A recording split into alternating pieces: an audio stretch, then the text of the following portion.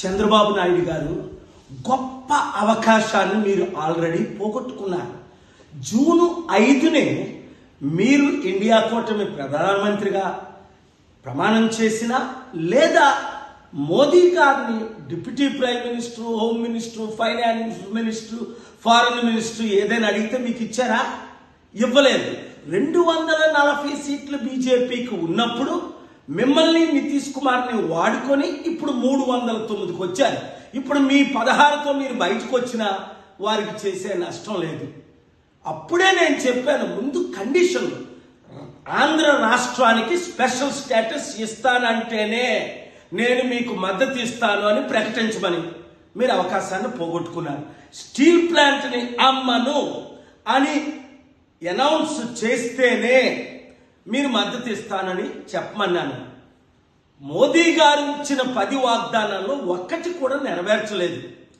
మీరు ఢిల్లీ లీడర్స్ని అసలు మిమ్మల్ని జైల్లో పెట్టించింది వారని మీకు తెలుసు. మీకు దేవుడిచ్చిన అవకాశాన్ని మీరు కోల్పోయారు. ఇప్పుడు రేపు చివరి అవకాశం, ఎందుకంటే మీ ప్రమాణ స్వీకారానికి వారిని మీరు పిలిచారు గనక స్టేజ్ మీద మీరు నిలబడి, ఇప్పుడే నేను మంచి మెసేజ్ పెట్టాను మోదీ గారి పర్సనల్ సెల్ నెంబర్కి, మీరు కూడా స్టీల్ ప్లాంట్ అమ్మము, స్పెషల్ స్టేటస్ ఇస్తాము, ఈ రెండే చాలు మనకి. తత్మయాన్ని పక్కన పెట్టండి.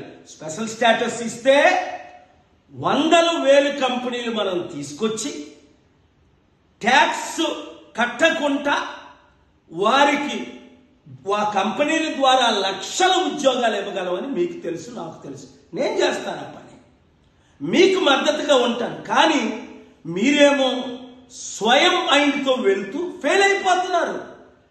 చివరికి ఎంత అప్పు ఉందో మీకు తెలియదు అంటున్నారు. 10 లక్షల కోట్లకు అత్యధికంగా మీరు చేసింది, జగన్మోహన్ రెడ్డి చేసింది అప్పు ఉంది. ఎలా కడతారండి?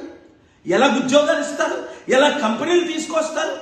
ఇంత మంచి అవకాశాన్ని పోగొట్టుకుంటే 94 గుర్తించుకోండి, 2004 మీరు దేశ నాయకులు ఎలాగైగా అవ్వాలి. నేను ఇచ్చిన సలహాలన్నీ అప్పుడు మీరు ఫాలో అయ్యారు. ఇప్పుడు నా సలహా తీసుకోవడానికి ఇష్టం లేదు సరికదా? మీ బాలకృష్ణ అల్లుడిని గెలిపించడానికి నన్ను కూడా 6 లక్షల ఓట్లు నావి ఈవీఎం ట్యాంపరింగ్ చేసి ఇంత శత్రువుగా నన్ను ఎందుకు చూస్తున్నారు? ఇన్ని సంవత్సరాలు, 30 సంవత్సరాలు మీకు బ్లెస్సింగ్స్ ఇచ్చినందుక, సపోర్ట్ ఇచ్చినందుక, ఆశీస్సులు ఇచ్చిన, ఇప్పుడు కూడా మిమ్మల్ని నేను క్షమించి మీకు అండగా నిలబడి దేశంతో ప్రపంచాంతో పోరాడి రాష్ట్ర అభివృద్ధి కొరకు నేను సిద్ధంగా ఉన్నాను. మీరు సిద్ధంగా లేరు కదా? ఆలోచించండి, దైవ నిర్ణయాలు తీసుకోండి. దేశం కొరకు, ముఖ్యంగా మన రాష్ట్ర అభివృద్ధి కొరకు, 6 కోట్ల ప్రజల్ని రక్షించడం కొరకు ఒక్క మంచి పని మీరు చేయండి. దేవుడు మిమ్మల్ని దీవిస్తాడు.